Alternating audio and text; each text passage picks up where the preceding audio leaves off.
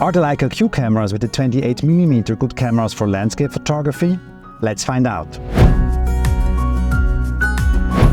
I am here in the beautiful state of Maine. Unfortunately, I'm like 2 weeks too early, so I don't have yet the beautiful famous colors of the Indian summer. But it's so beautiful here, I still thought this is the perfect setting to check out if the Leica Q camera is good for landscape photography.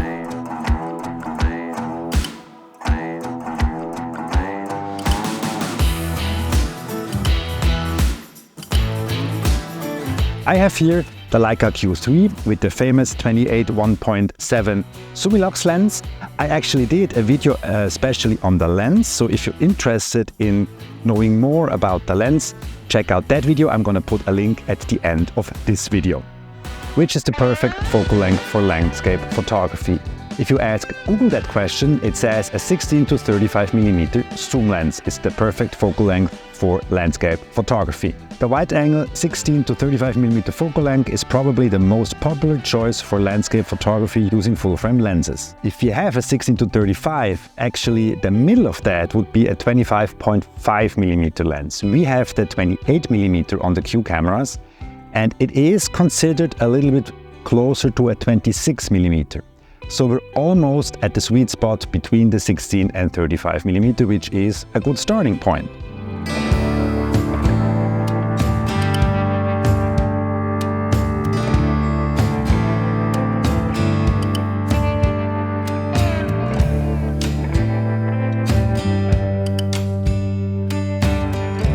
I would always argue there is no perfect lens for landscape photography. I also like to do landscape pictures with a 200mm lens, for example. It just depends a little bit on the subject you're taking pictures of. When you, for example, have a 24-megapixel camera and you want to make high-resolution landscape shots, it sometimes makes sense to have a longer focal length video and then make several pictures and stitch them together as a panorama photo. Now with the 60-megapixel cameras, you can have a 28mm lens, and you have a big high-resolution picture from which you can make big prints or even can crop deeply into it.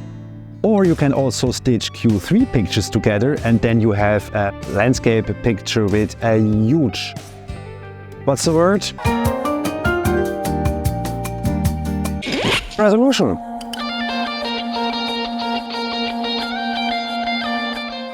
What is the best aperture for landscape photography? If you ask Google again, it says between 11 and 16. This might be correct if you shoot film or if you shoot lower megapixels. But now when we have on the Q3 60 megapixel cameras, we need to not go over f8. Why is that? It's because of light diffraction.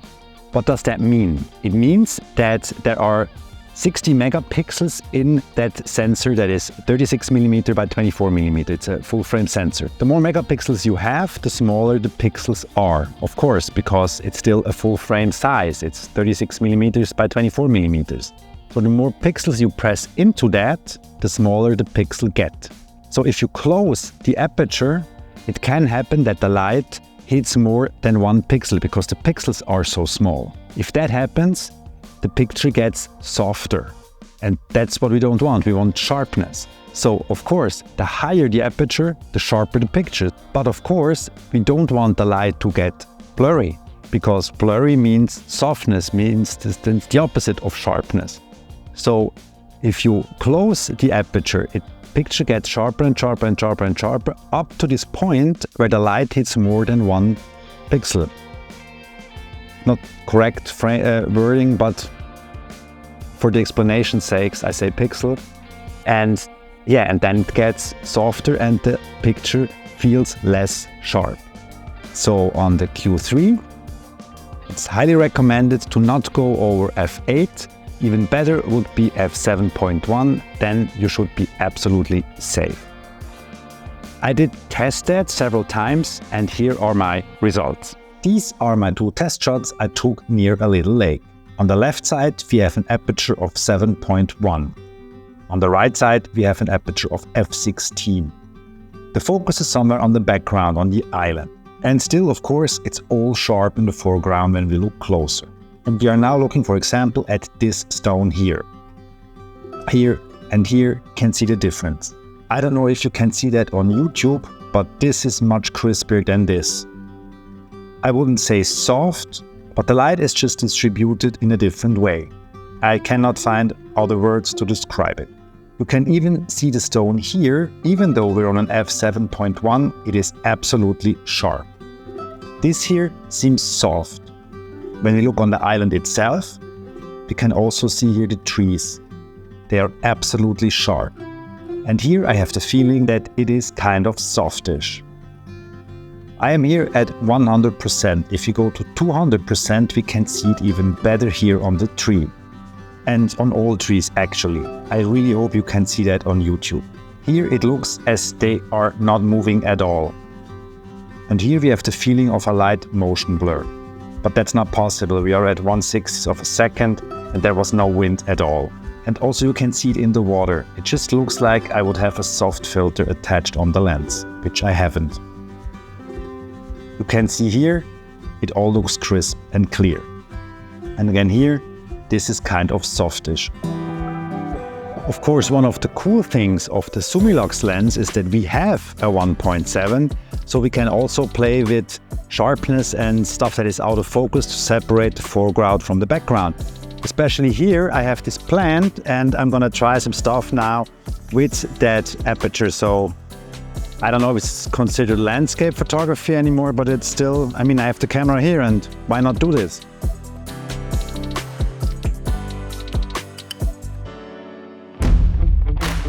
What's the perfect shutter speed for landscape photography? I would say it depends on the subject, on the picture you're taking.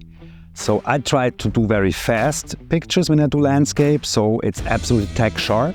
But of course, sometimes, especially when you do have sunsets or lights in the background, you maybe want to have longer exposures.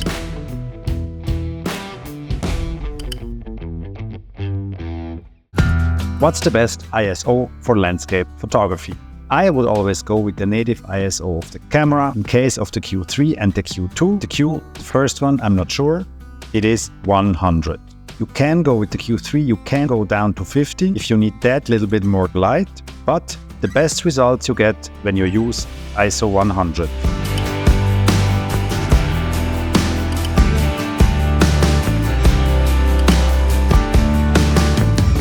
How best set your Q3 for landscape photography? I use my standard handheld settings. What does that mean? I have my camera set up with several profiles and I have one especially for handheld. If you're interested in how I do set up this, I have made a PDF file where you can see how I adjusted my dials and wheels. And I also have a downloadable file with my personal settings. So if you go to the link I put in the description, you can download my settings file. And you can also download this PDF sheet with the information on how I assigned my buttons and wheels. This is all for free, just if you're interested. I use handheld all the time when I am out and shooting landscape.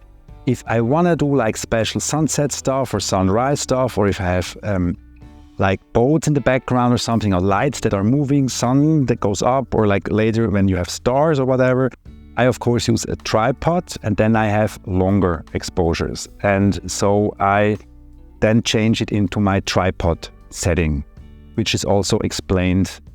It's not explained in the file. I did a video, which I also am gonna link in the description, where I explain why I did set up and what are the differences between my handheld setting and my tripod setting. What accessories for landscape photography? I actually almost have no accessories. I have an ND filter with me. I have a tripod with me. I use the Peak Design travel tripod. I think it's very handy. And for travel photography, it works perfect. And if I do long exposure stuff, I use the Leica Photos app to remote control my camera so I can press the shutter button without touching the camera. If you want to know more about the Leica Photos app, check out my video. I did a comprehensive introduction to the whole app. I also linked that in the description.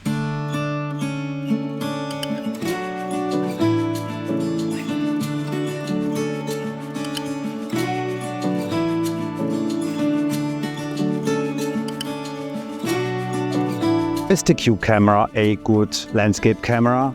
I would say yes, because it's light. I have nothing on me except this camera, and yeah, it's and don't even have the tripod with me at the moment because of course it's still daylight. I mean, this landscape here is so beautiful. To capture it with a tool that small, I think it's fantastic. And of course, you can take other tools and the landscape is still beautiful. And for me, having the Q with the Q3 especially, with the 60 megapixel, having the wide angle lens, coming here gave me the chance to capture some beautiful memories, and I'm very happy with the results. And of course, it's a dizzy day today and the sun is now starting to set. I have integrated, and in the end of the video I will integrate more pictures I took with the Q on my trip here in Maine, which are from other days where the temperature was a little bit colder, and then of course the light was a little bit crispier because it was not so dizzy in the air. But yeah, it's the beginning of fall, and I bet if I would come back in 4 weeks, you can take a picture with whatever you have with you and it's gonna be gorgeous. This is such an amazing landscape here, so let's stop talk about photography. Let's talk about the landscape. If you have time, come to Maine, visit Maine. It's fantastic.